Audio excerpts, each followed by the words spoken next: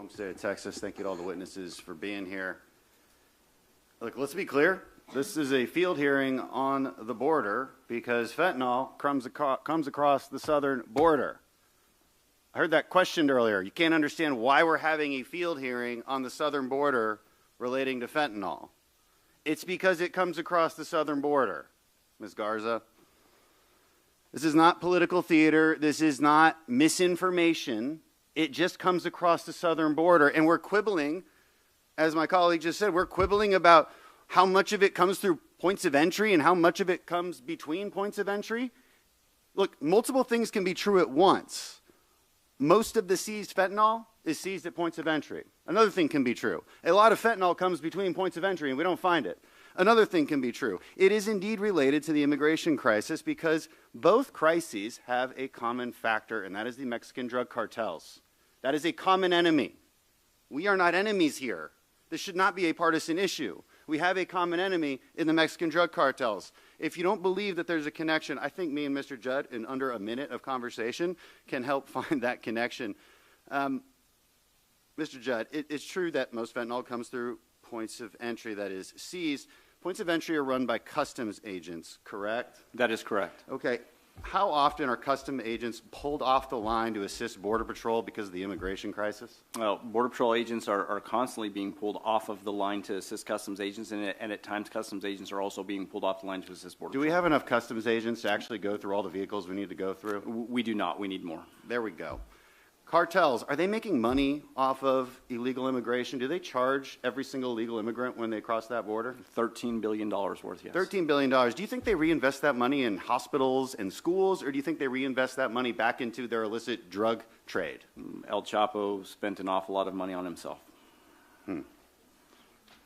Is it also true that what the cartels do is tie up Border Patrol agents with hundreds of migrants who are indeed, I'm sure, nice people, but they tie them up, process them for hours, Border Patrol agents become babysitters and bus drivers, and then the cartels use that opportunity to then traffic what they want to traffic in places the Border Patrol cannot watch? That is 100% correct.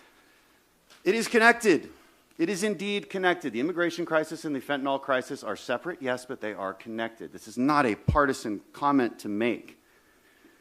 And it is true what my colleague just said, the longest-serving pharmacist in Congress.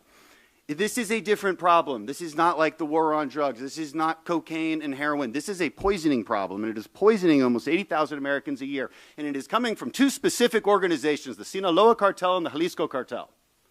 It should be a common enemy for Democrats and Republicans. By the way, the man who represents this district that we're in right now, Vicente Gonzalez, he agrees with me. We're working on legislation together for the authorization of military force against the cartels, because they are a military force. They are some of the best equipped, best trained, best funded, most dangerous people in the entire world, and they're right across the border.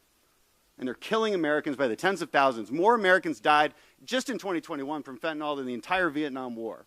They are at war with us. I've introduced legislation that would go after them militarily, financially, and go after the kind of people that help them, Mexican officials who help them.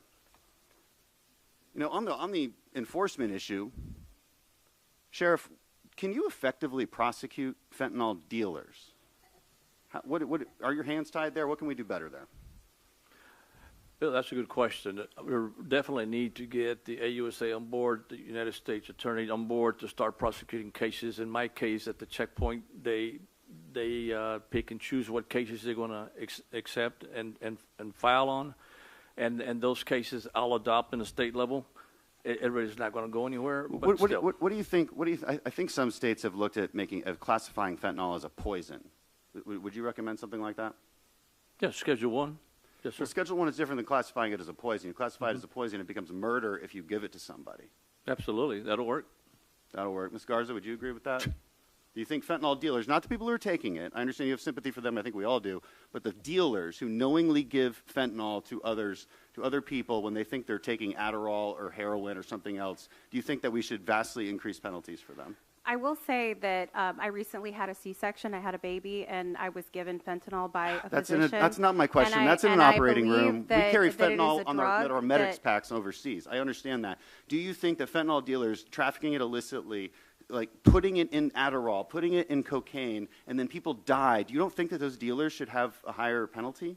I believe that we should be prosecuting people. I think that we should they should have a higher stop penalty the than stem now? of the flow of the drugs in this country, but we're conflating the issues and what the real problem is. You are identifying, sir, what the problem is. And the problem originates not at the border. It originates further south.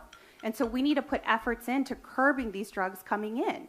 And we need to to build up the rule of law in foreign nations so that people don't feel unsafe and have to flee. But you are villainizing my community. I'm not villainizing. You are villainizing the border. Gentleman's and time is up.